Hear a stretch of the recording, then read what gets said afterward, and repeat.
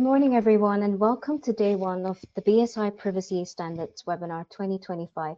I'm Joy Tan, the Senior Standards Manager for Digital Technology and Digital Manufacturing at BSI, and I'm delighted to be your host for today's session on privacy standards for organizations. Before we begin, just a few housekeeping notes. This is a listen-only webinar and it is being recorded. We encourage your participation, so please use the Q&A button on the side panel to submit your questions at any time. We'll address them during the Q&A session later. If you experience any technical issues, please use the Q&A function to let our events team know. After the session, you will receive a feedback form, and once completed, we'll send you a link to the webinar recording. Today's session is focused on how privacy standards can support digital trust and operational excellence. We'll be exploring key updates and practical guidance on ISO/IEC 27701 Privacy Information Management System, or also known as PIMS, followed by ISO/IEC 29100 and 29151 on foundational privacy frameworks and controls. And last but not least, ISO/IEC 27018, protecting personal data in the public cloud. And we'll then conclude with a panel Q&A and some closing reflections. As digital transformation accelerates, privacy is no longer just a compliance issue. It's a cornerstone of trust. Standards play a vital role in helping organizations navigate complexity, align with global expectations, and demonstrate accountability. As data is the main currency to drive innovation and growth, maintaining and building public trust through strong privacy practices has never been more important. This conference focuses on the importance and benefits of the privacy management system and how these frameworks work together to strengthen compliance, enhance resilience, and build confidence in how we manage personal information. We're very fortunate to be joined by leading experts from across the standards community who will share insights on how these frameworks are evolving and how you can apply them effectively in your own context. Their presentations will help us deepen our understanding of how privacy standards can support both operational excellence and ethical responsibility. Over the next 2 days, I encourage everyone to participate, share your perspectives, ask questions, and connect. Without further ado, let's welcome our first speaker, Mr. Alan Shipman, who is the chair of IST 33 Subcommittee 5 on Identity Technologies and Privacy Management. He will be sharing more on the latest revision of ISO/IEC 27701 Privacy Management System. Alan, over to you. Thank you very much, and good morning to everyone. I've been asked to give you an update on 27701, which, as Joy just said, is delightfully called a PIMS. So let's go on to the next slide, please. So just a quick reminder, it is all about protecting privacy of individuals. It deals with personal information. Because personal information is called by different terms around the world, the standard uses the phrase PII, personally identifiable information, but that translates to personal information, personal data, whatever is appropriate in your particular country. It's applicable both to controllers and processors, and those in the PIMS world will know what those mean. It can be applied by any organization, any size, any type, and it can be used in a worldwide context. It talks about a number of controls, which those people used to management system standards will be very familiar with controls, and it includes guidance to help you understand and implement each one of those controls. In many circumstances, some of those controls will not be applicable, and so the standard allows you to say, I don't need that control and this is why, so you can bypass it. You can also add your own controls if there's something specific about your particular environment.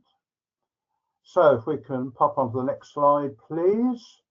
Yes, we have a new edition of the international standard.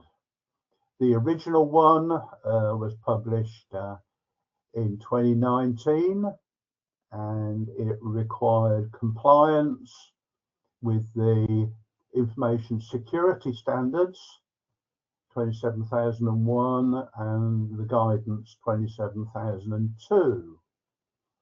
Those two documents were revised back in 2022, I believe, and therefore we needed to update the PIMS standard. We decided actually to move away from requiring compliance with the information security standards to being a standalone document.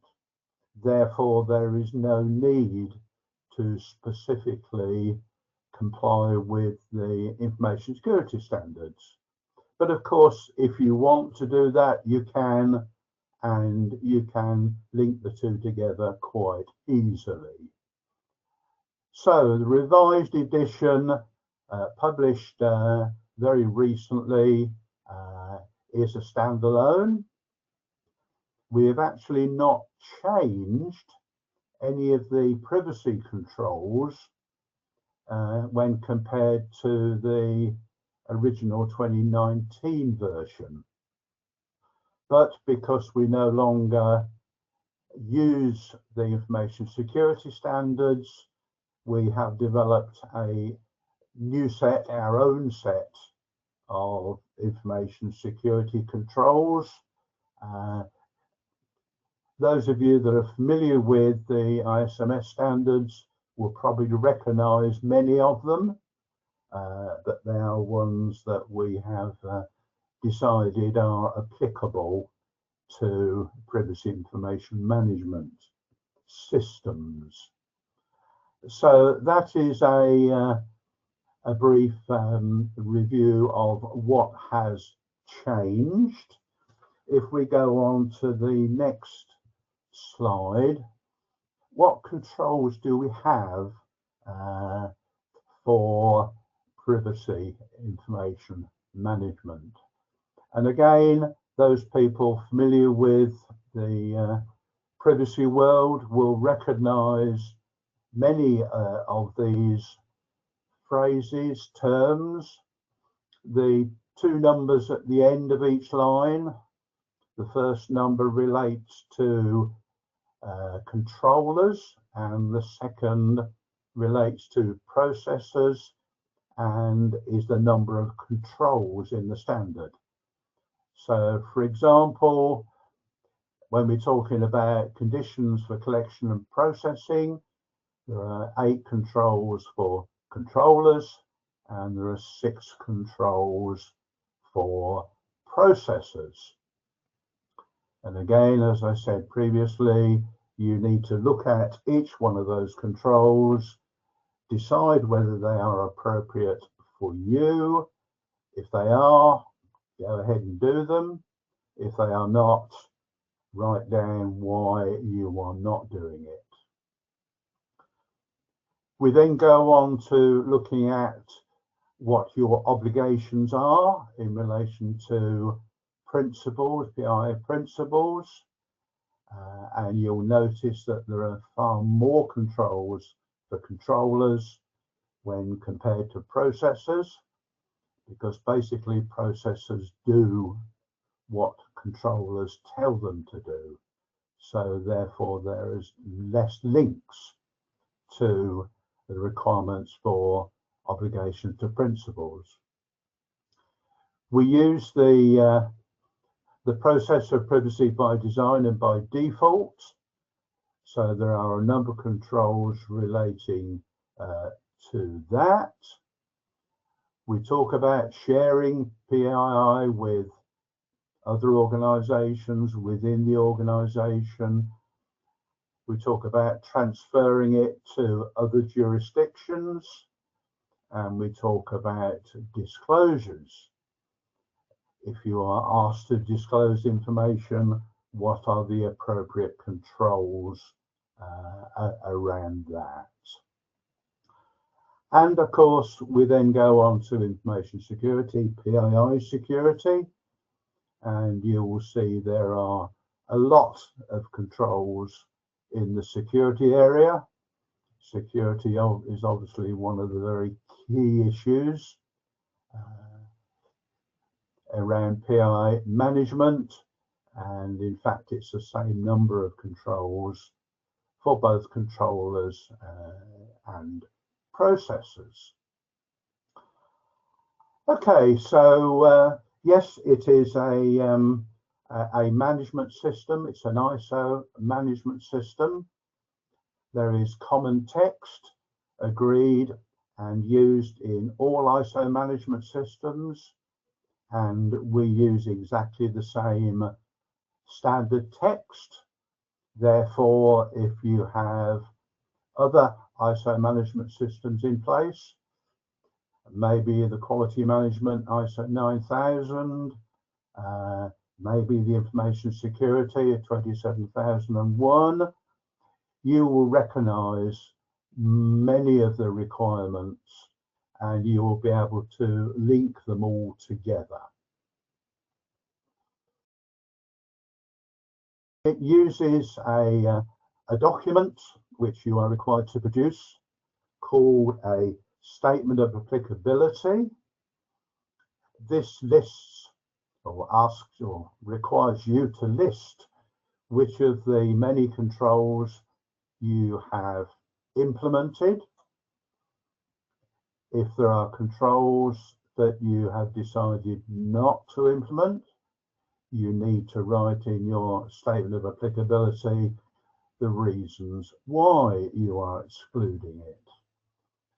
And I guess the overall objective, what we're trying to do by implementing this standard, is to make sure you have all of the information, usually in a documentation form, maybe in audit trails, other information, which allows you, if challenged, to be able to demonstrate why you reached a particular conclusion, why you did a particular action.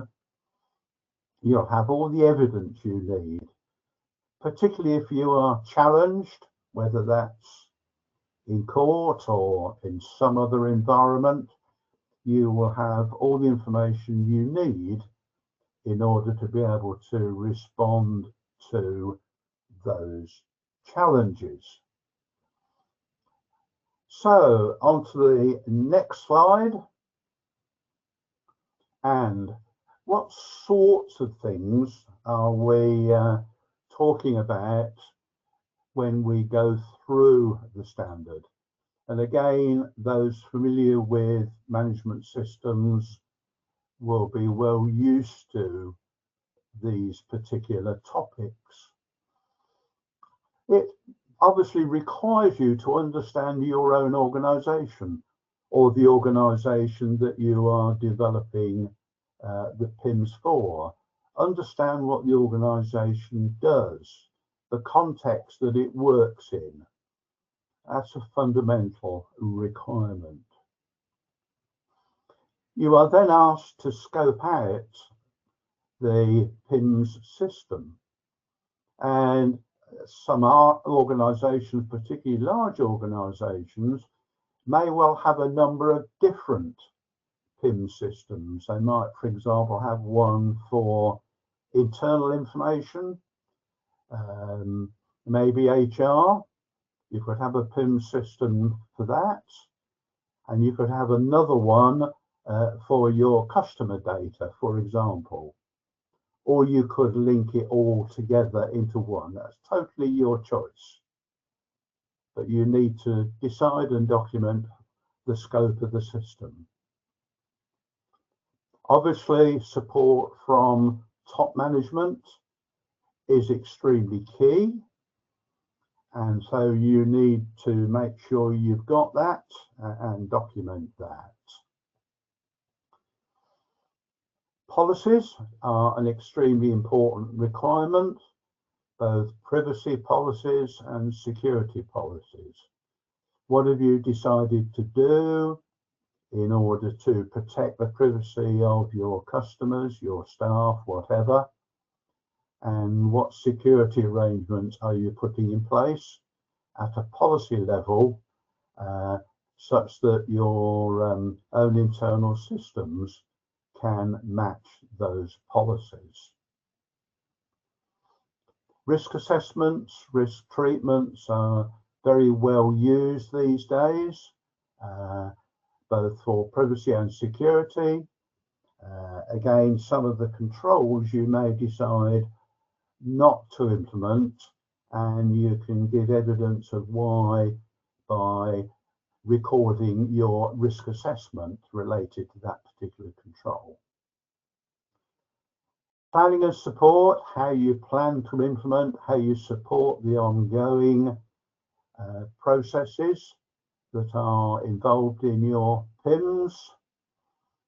Audit, how you demonstrate how you are following your policies, you're following your procedures.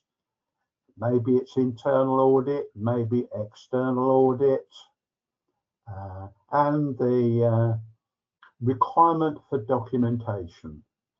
There is a requirement that everything is written down such that external people can look and say, yes, you are following what you say you follow. Documentation is an important role. So hopefully that's given you an overview of the standard and what's in the new version that is just recently published. That, I think, is my last slide. Yes, that's the end. I'm very happy to hand over now to Bridget, I believe. Yes, I've got that right. Who's going to talk about 29100 and 29151. Bridget, I believe we are over to you. Thanks very much, Alan. Right, yes, so on to my slides. Right, let's hop to the first one. Brilliant. So thanks, everybody. I am, as you've probably guessed, Bridget Kenyon. And in the next 15 minutes, I am going to do a whistle-stop tour of 29100 and 29151. Right, so we'll be looking at these as what I would describe as foundational standards to assist an organization in managing privacy and managing PII. It's very much focused on, the agenda is very much focused on four key things. Overview of the two standards in question, a suggested approach to implement or improve privacy management, taking these standards into account, and then a quick summary of some handy takeaways for you guys. Right, so let's get to the next slide. As you've probably guessed, we are now going to be diving into the merry world of 29100. Next slide, please. Lovely. Right, so the slides are for your further reference, so I'm not going to read them out in detail. I'm going to talk around what's on these pages, and I'm going to try and keep to time. 29100 is dead handy. That's probably the shortest description. It is basically a framework. It's a masterclass. It's a way to understand what personal data is, what privacy is, and all of the basic concepts. Now, it's not directly aligned to, say, GDPR, because this is an international standard, and it is not a requirement standard, unlike the PIM standard that Alan was just talking about. This is a guidance standard, and as a result, it is allowed to contain advice. It's allowed to contain suggestions. And it is really useful in terms of providing a whole load of key concepts and explaining them almost from the ground up to a point where you can be really confident that you're doing something that is going to align with what you need to do for your regulatory requirements. It's got some specifics, so it's got your roles, it's got your privacy principles, and it's designed to integrate with a whole load of other information security and privacy standards. Right, let us go to the next slide. We were talking about roles, and for that, or we can call them actors if you like. And the 4 ones that it defines are probably pretty familiar to everybody here. So you've got your principal. I've attempted to map it to the way I see it in GDPR and data protection. So your PII principal is very similar to your data subject. It's the person who the information is about. Your PII controller is your data controller. Your data PII processor, strangely enough, is a data processor. And they've got this definition of a role called a third party. Now, these are parties that receive PII under specific circumstances, and as a consequence can become controllers, but they can receive PII from the principal or from the processor. So this mapping supports the development of contracts. It clarifies everything. It enables you to do data processing agreements, and it supports transparency. It helps you identify, especially where data flows change. So I've drawn a picture here, and I've attempted to, at a very high level, show what PII data is doing in terms of flows. But as you can see, you've got arrows, and you say, okay, what is happening at this point? What is happening at that point, i.e. where the data is under the control of the party in question? And for that arrow, who's controlling the data as it passes from one to the other? So you've got the concept of who's accountable, who needs to comply, what the requirements are for compliance, what are your existing privacy controls, and then from that you can start identifying your missing privacy controls. So this concept of data flows supporting the concept of actors is incredibly useful to start having those conversations with the other parties in this. It's not a chain, it's more of a web, to be frank, especially when you consider there are usually multiple processors for any given data controller or PII controller. Right, let's go to the next slide. So 29100 identifies, interestingly, 11 privacy principles. So you see here as an example of how it diverges from GDPR or similar. And each of these principles is accompanied by guidance, which helps you to interpret and apply these concepts in your specific context. For example, the principle of consent and choice encourages organizations to provide clear notices and mechanisms for individuals to grant or withdraw consent. Data minimization, as you can imagine, is collecting only the data that's necessary for specified purposes. And things like retention. Interestingly, just as a side point, one of the really fascinating things that I've noticed with retention is, and also the idea of getting rid of it properly when you don't need it anymore, is backups. Just as a quick aside, if you're storing data in backups and you have got rid of that data on your live system because it has reached end of life, then you need a process, if you have a problem and you need to restore from backups, where you don't accidentally bring back all this data that is supposed to have been gone forever. It's not precisely a solution to your problem, but it's an additional thing to bear in mind. Anyway, let us head to the next slide, which is going to take us gently towards 29151. Right, next, please. 29151 is it's a technical specification, which is to say it's detailed. It can contain guidance related information because you don't certify to it. And basically, I've put here that it's a list of ways to protect PII. The reason I've used the word list to support, in fact, Alan's notes in the previous presentation is that it is not intended that you should use this as a set of measures that you must apply. These are a whole load of things that you can apply on a case-by-case basis. So if a specific element, a specific control is appropriate, then you should apply it. If it isn't appropriate, then you shouldn't apply it. So never use this as a requirements list or as a, if we can tick all the boxes, we are obviously doing well. Because on top of the fact that you might not need everything in it, you may well need some measures or some controls that are not listed here. And in fact, the document itself states that very clearly.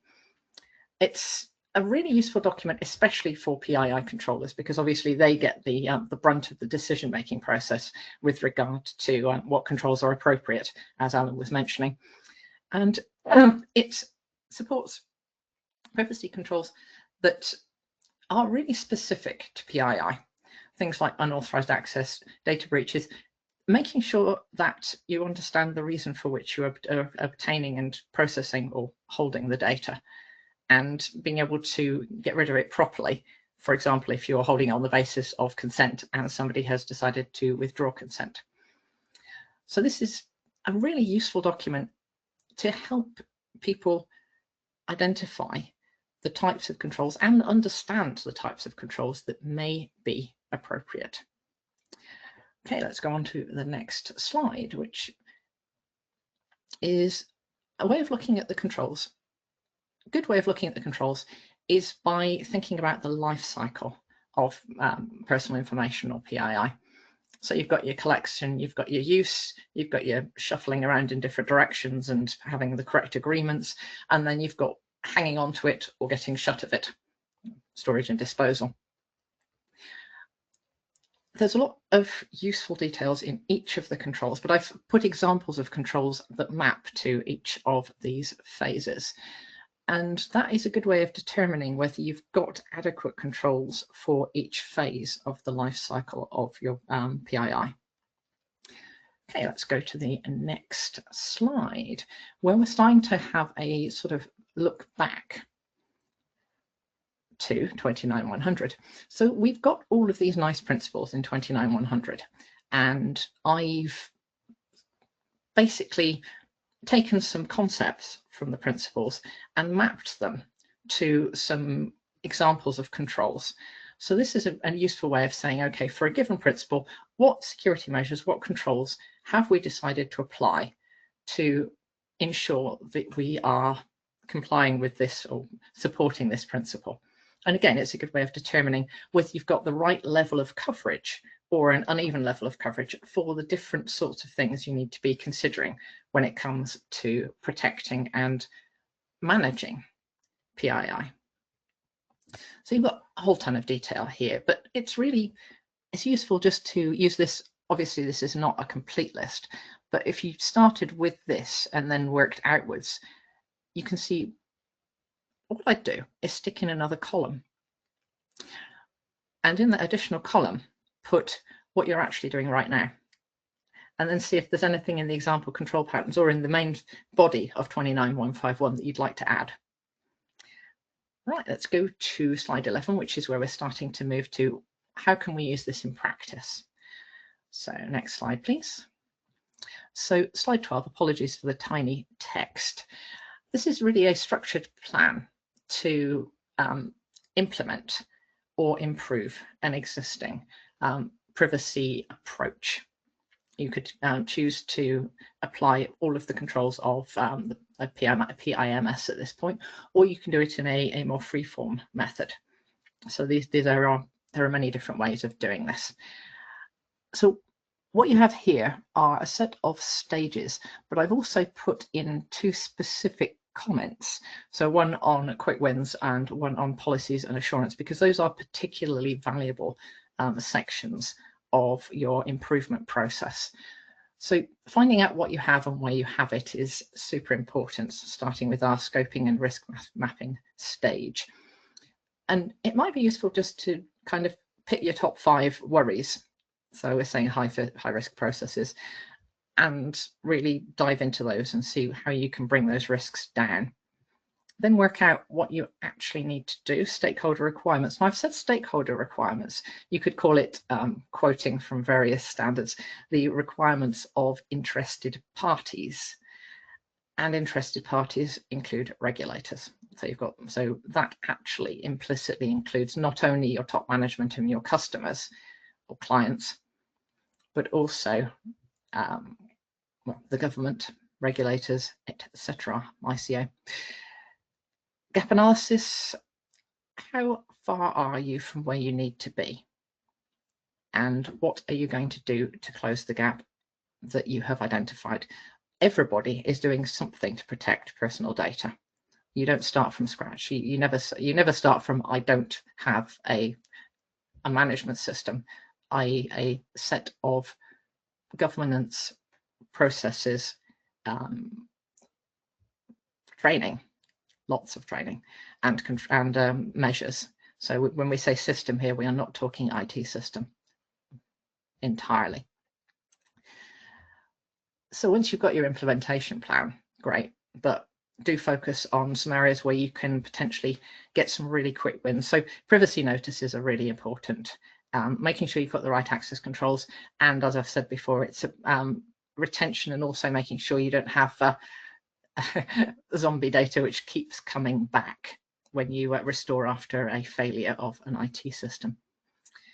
Policies and assurance, making sure that they are consistent, especially internally consistent, because you might find there are pieces of policy all over the place, and making sure you've determined how you're going to measure what you're doing. As they say, if you measure it, you manage it. So if you're measuring the wrong thing, you'll find yourself optimizing the wrong thing. And making sure that you've got training. I think everyone these days has got decent data protection training, but are there ways of optimizing it, of making it more effective? Right, let's head to the next slide. So we are on to our conclusion. 2 slides. So let's start with a nice summary of the key takeaways that you can peruse at your leisure. So 29900 and 29151 gives you a really handy foundation for principles, control objectives to govern and manage and protect the way that you operate with regard to personal information, PII. You can pull all this together with the PIM standard, with standards for privacy in the cloud, and standards all the way up and down the chain, to be honest, to get yourself a really decent privacy framework. But you can also extend into the information security world as appropriate, because as we've mentioned, the PIM standard is now standalone, and do what you need to in that space as well. Transparency, accountability, resilience, yeah, vital. And if you do what it says on the tin, there are almost inevitable consequences, which is a good thing.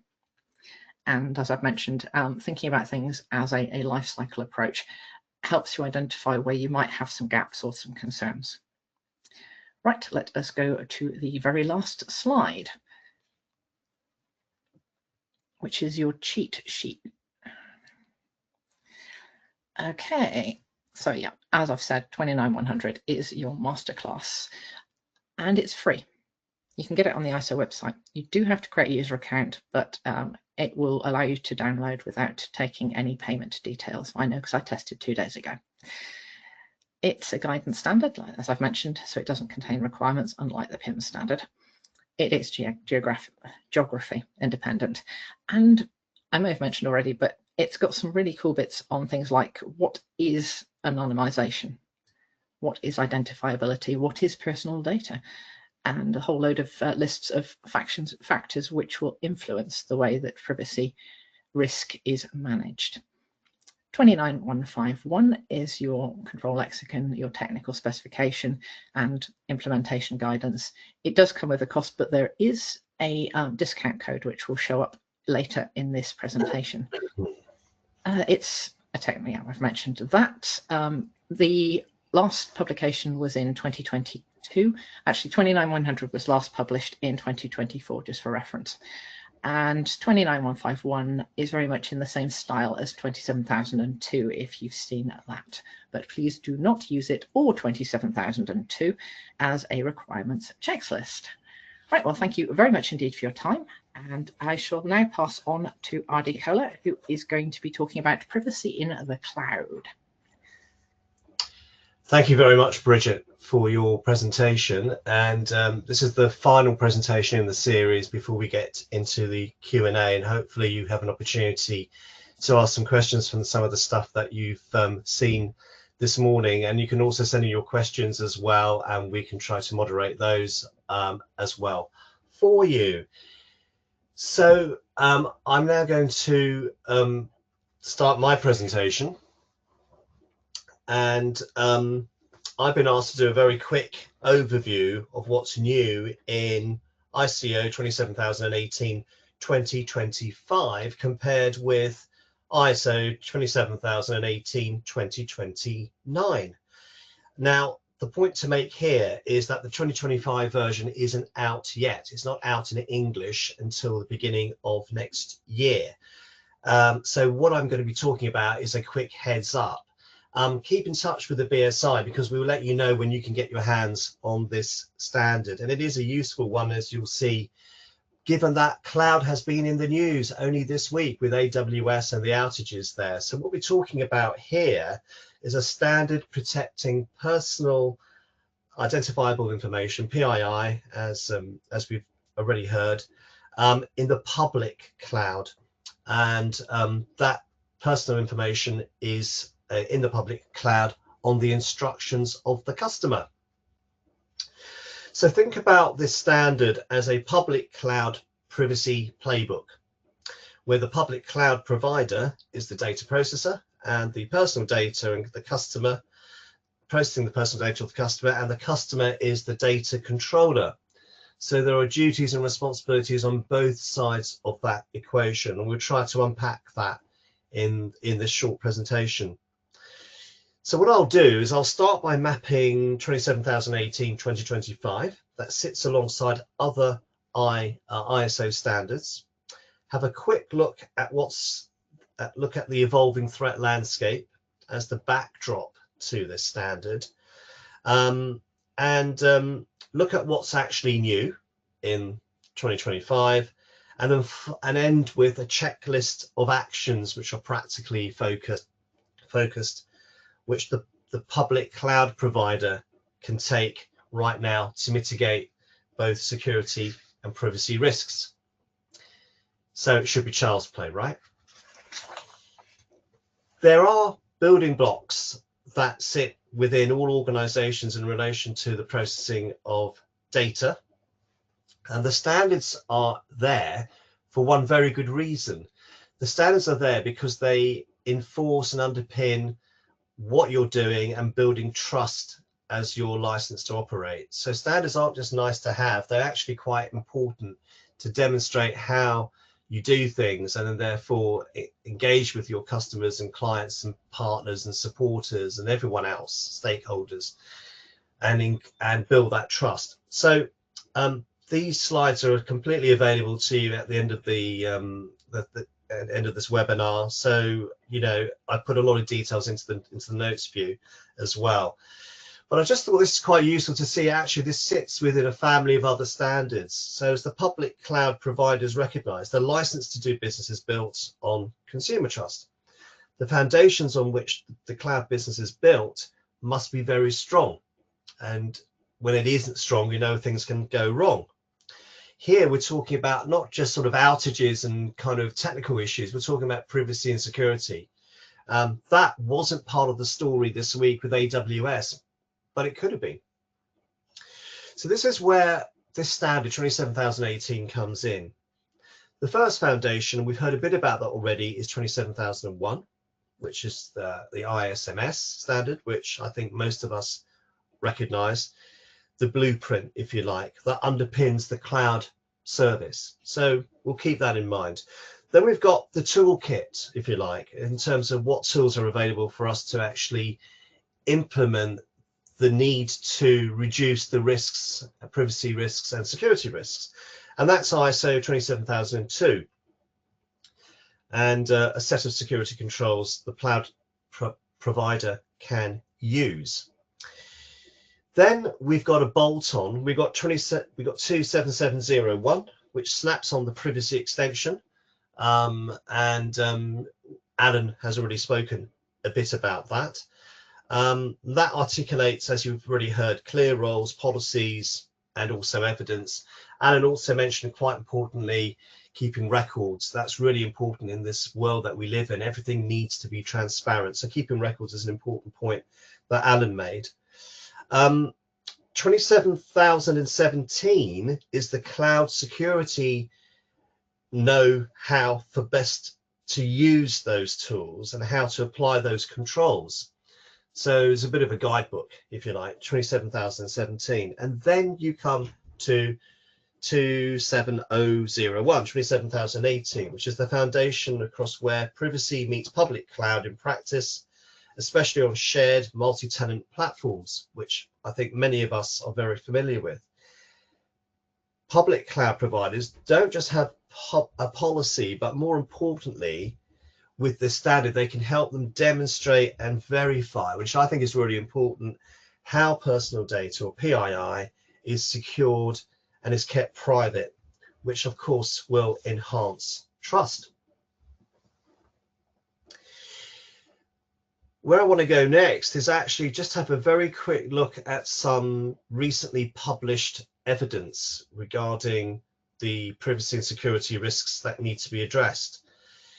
And you'll see there are two reports, one which has been published by IBM and the other by the Cloud Security Alliance. And when you get a copy of the slides, I've given you links to both those reports so you can delve in a bit more detail to find out what else is available and what's going on, and what insights you can get, which could be really helpful for you.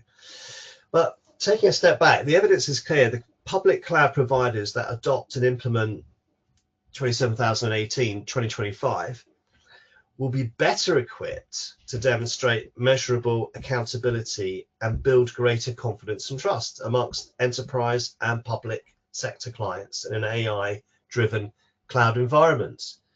So it's important that if you are in the shoes of the customer, you ask the question, what standards do you comply with? And of course, they can quickly say, well, we comply with this. Well, that's great. Can you demonstrate and verify how you comply with that? And I think that's a much more valuable way of having that conversation rather than simply having it as a tick box, which, you know, in some cases it could be. So asking how do you demonstrate and verify what you say you do and how you do it is really important. These reports make it clear that there's a record high breach costs driven by AI-enabled attacks and cloud misconfigurations. There's a widening exposure from rapid AI adoption and multi-cloud complexity. So the threat landscape is getting more and more complicated and it's getting more dangerous, if you like. What we have with this standard, 27018 2025, is it addresses a lot of these risks by extending ISO 27002 principles to public cloud privacy management. So things that are good practice are in this standard. It clarifies shared responsibilities between the public cloud provider and the customer. This is an area of some danger, and I'll come back to that very shortly. So that's something to be completely clear about, where the responsibilities lie on both sides of that equation. And it also strengthens breach response and secure deletion of personal data. And Bridget talked a bit about deletion as well, really important in relation to discarding your data. And if you've got backups, making sure they don't come back and become back as zombies. I quite like that, zombies coming back. Could be a film, couldn't it? So given that we're all used to using the cloud, do these public cloud service products, which you're just about to see, protect against privacy risks? Thank you. Do these public cloud service products protect against privacy risks. And I think we're familiar, there could be others, of course, but there's the infrastructure as a service, platform as a service, and software as a service. I'm not going to go into details of how you describe those because I'm sure you know those. So what is the short answer? The short answer is it depends. The reality is that whether they do or don't pivot on the existence of a clear understanding of the respective duties and responsibilities of the cloud provider and the customer. So you can't just outsource all your nightmares and think it's all going to be fine. You carry a weight of responsibility on your shoulders, and the provider of the public cloud service also carries responsibility, and depending on the level of service you're getting depends on the weight of that responsibility. But you can't escape the fact that you are also responsible as a customer. So if we quickly look at what infrastructure as a service entails, the public cloud provider takes care of computing power, storage, and networking, but most of the risk in this scenario sits with the customer, with managing the operating system, the identity management, logging, encryption, backups, deletion as well. Any misconfiguration creates a security and privacy gap, and the cloud doesn't have the magic fixes to sort that out. You've got to. Okay, so maybe it's for some, maybe it's not. What about platform as a service? This is where the cloud provider, the public cloud provider, takes care of the runtime and middleware, removing a lot of the operational noise that you get if you're having to do that yourself. That sounds cool, but the customer is still in charge of the apps and the data and is responsible for demonstrating adequate access control, key management, data flows, and data retention rules. So there's a fair amount of heavy lifting that the customer has still got to do. And as I said earlier, you can't outsource all your nightmares and think it's all gone. That's still an amount of responsibility on your shoulders. So that could be relevant for you, depending on what you're doing, or you might think, well, maybe we need to get out the software as a service product, which maybe a lot of organizations do already.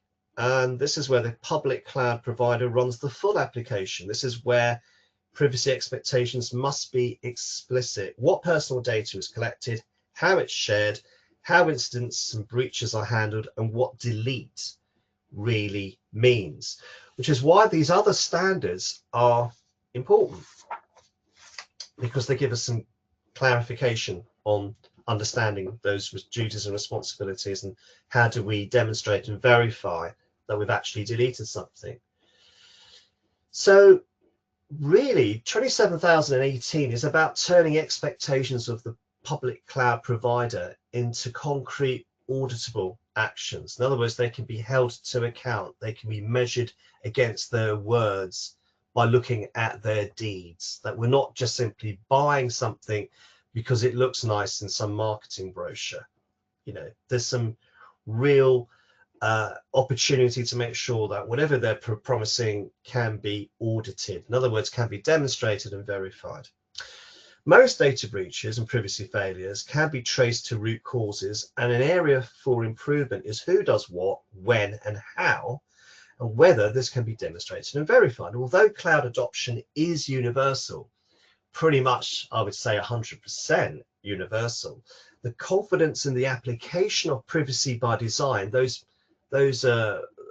principle that Alan was talking about earlier, now that varies from provider to provider and from situation to situation. So it's best to be alive to what does privacy by design actually mean for you in your context. Now, as we saw earlier, industry reporting shows a gap between how much we use the cloud and how convincingly we can demonstrate and verify governance around processing of PII.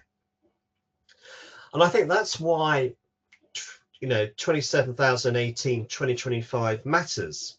It turns privacy expectations for the public cloud provider into concrete, auditable practices, respective roles, transparency, incident handling, deletion, controls that work in a multi-tenant environment, etc., etc. So that's why that's useful. So the question isn't just, does the cloud give us added protection, which many people decided to buy a cloud solution because they felt it gives us added protection, but rather ask the question, are we using the public cloud with ISO 27018-2025 guardrails? So, you know, don't wait until next year to come. Start looking at that now and asking your providers, if you're using the cloud, look, are you moving to the latest standard in terms of the protection of PII on a public cloud? And what are you doing about it? Can you demonstrate that, and can you verify that? So here's a quick summary on the screen, which I've been talking over about what's new. And there's lots that's new, perhaps, but I've just broken it down into 4 bits because of time. And you can see the alignment with other standards, the role of the public cloud processor. We've touched a bit about that already. The privacy framework and cloud reference architecture, the technical stuff that sits behind it all, and how they're going to implement guidance is improved as well to make it much more user-friendly, if you like, for a public cloud provider to get their hands on this standard. So I'm just going to quickly go through each of these in the time remaining. As I said, the slides are there for you to read at your leisure. And as you can see from this slide, the structure of 27018-2025 now mirrors 27002-2022. So there's a risk alignment, and we heard a bit about that already from our speakers about standards becoming part of this more aligned approach. This means public cloud processor audits and customer control maps are now aligned more neatly. So that's a bit of good news. The role of the public cloud processor, as you can see from this slide, the scope and language used in 2718-2025 is more precise, including the role and responsibilities of the public cloud provider as the data processor. So that's a good reference list, if you like, to ensure that they're up to speed and they can be held to a higher standard. The standard has also clarified the respective roles of the cloud provider and the customer, so you also know what your responsibilities are and the weight of that responsibility on your shoulders. As you can recall, there was another thing which was new, which was the privacy framework and cloud reference architecture. And as you can see from this slide, the references in 27018-2025 have been updated by references to privacy framework and cloud reference architecture. So the updated standard now reflects how the public cloud is run. This kind of reality check is important if you are using a cloud service at the moment, or you're looking to renew that cloud service. Make sure that actually what you're buying is up to date. And then the last bit is the implementation guidance is improved to make it much more understandable, if you like, you know, aligned with day-to-day practices, not just conceptual stuff. And these are tightened up under the new 2025 standard. Identity and access design, joiner, mover, leaver discipline, you know, that's a really important thing if you're using the cloud to process a huge amount of data for human resource purposes. Incident handling with clearer breach thresholds, that's really important. Awareness and training, we heard a bit about awareness and training.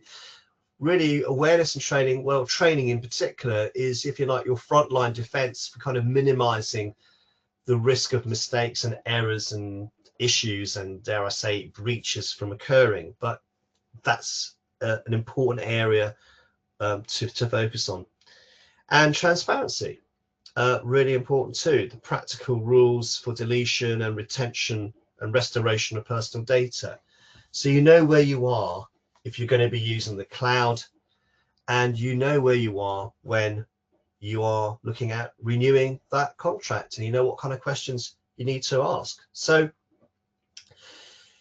really, I've left this presentation with a series of checklists. And if you add them all together, it's about raising the bar. And I think that's what you could say about all standards. They're about raising the bar. And as I said at the beginning of my short presentation, it's about building trust and keeping that trust, maintaining that trust and strengthening it, if you like. So there are 6, if you like, checklists. You could have your own as well, but I thought shared responsibility, transfers of media and handling, identity and access, instant criteria and escalation, and independent review, backups and erasure are things that I would suggest come out quite naturally from this update of 27,018. You know, for example, identity access, instant and escalation criteria, really important. Decide what counts as a personal data incident or a data breach. Independent review. Remember what I said earlier about transparency. It's really important we keep records. Alan kind of alluded to that, and others have too. Show what customers will see, the scopes, the cadence, and how exceptions can be closed. And as a provider, being transparent. And backups and erasure, say what standard you follow to restore, so DTID, delater, those zombies don't come back and invade your organization without you knowing. So that's about it from me. Thank you so much for your attention, and now back to Joy. Thank you so much, Ardy. Thank you, speakers, for the insightful presentations. We've covered a lot of ground today, from the evolution of 27701 to practical implementations of the privacy management system. Thank you, audience, as well, for the live questions received, and we will be covering them right now in the Q&A session. So, speakers, can I please invite you to turn on your cameras and your microphones, please? Thank you. In the interest of time, we'll be limiting it to just 3 of the live questions we've received. So let's kick off first with the first one, which is, what is the reason why the PIM standard 27701 is moving away from the requirement to be certified to ISO 2701 2022 edition? Does this not make the high-risk PII data less secure? Alan, would you like to take this question? So I think, and there are many discussions about this with the experts that work on creating the standard. I think it was thought that it would be easier to implement the PIM standard if it was standalone. There are some security controls that are not really essential in the PIM's world. It was just I think a question of making it standalone, making it easier to implement, and if you like, not having to go through, and it's not a pain, it's a useful pain of actually complying with the information security standards. So yeah, I think it just makes it easier and potentially quicker to implement that way. Thank you, Ellen. So simplification here is the key. On the similar wavelength, there is a part 2 to the question. How much effort do you think will be required on the organization's part to implement 27701 and 27018 after getting certified to ISO 27001? I think this is a shared question between Ardy and Alan. Well, I have experience of doing that when I was working for a technology company, because in fact we were the first to achieve what was then BS 10012 2017, if you remember, Alan, which then became 27701. I think a lot of what you've already done with 27001 can be useful in relation to getting compliance with 27701, and that was my experience indeed. I would also say something which Alan did say, which is about making it easier. I think it's actually good that you get something which is demonstrating and verifying from an objective point that you've reached this standard. And I think the discipline of doing it is actually really good. And I saw the impact that had internally with people, where they felt really proud about the organization having achieved that standard and were world class, you know, within the whole group, of being exemplar in that. I don't know whether Bridget wants to add anything, or Alan does. Yeah, I was just musing on that as you were speaking, Ardy. having not worked at an organisation that's certified or compliant, formally compliant to 27701, but having had a lot of experience with 27001, it's a mindset shift. And if you're already in the mindset of basically thinking of the whole thing as a single concept, which is, we know what we're doing, we know why we're doing it, we know that it's actually working. Once you've got that mindset, you can apply it to privacy, you can apply it to quality, you can apply it to environmental, and that's probably, in my view, why the standards all use this common text. And when we're saying the phrase using the common text or working or management system standards with common text, what we mean is that 90% of the wording in those standards is identical. And that's something very important to be aware of. Thank you very much, Ardy and Bridget. I think you've answered also to a couple of questions we received from the audience on how can the revised 27701 and the other privacy standards be integrated with a lot of the other management system standards. So the fact that they follow that same structure just means it's almost like it's interoperable. So thank you for alluding to that key point. If we could go on to the next question, this one is around 29151. Now, 29151 is approaching 5 years and to be revised. Is there any update on when this will be completed? And can you provide any insight to what the amended FDIS of it will cover? Yeah, I can update you. Very excited about that, so I'll let Alan. Thanks. Yeah, the revision of 29151 is almost completed. We have virtually the final text. The text is actually also being published by ITUT, and currently we are discussing with them any changes. So both publications will be the same. So we're waiting for ITUT to come back and say, yes, that's okay, or we want these 1 or 2 changes. Once that is done, which I understand is over the next couple of months, once that's done, it'll get published. So I suspect it will be very early next year, the new 29151. I'm the co-editor for it, by the way. Brilliant. Thank you so much, Alan. So we've got someone who's really... And to correct Ardy on one issue, thanks very much for mentioning BS 10012, which, by the way, was published 10 years before 27701. It is specifically British. It is in the UK environment, so it doesn't talk about international stuff. It uses proper British terms, and we are looking to revise it based on the new UK legislation. That's in the pipeline, I understand. Yeah, I'll be hoping I might well be part of that as well. So thanks for that extra bit of info. No one does not replace it. No. And we had that conversation, didn't we, at our last committee meeting? Yeah, we did. And I agreed with you. Thank you. Joy, back to you. All right, thank you so much, Ardy and Alan. I think in the interest of time, that rounds up our Q&A session. So thank you everyone for your thoughtful questions contributed, and to our speakers for offering up their expert advice and insights.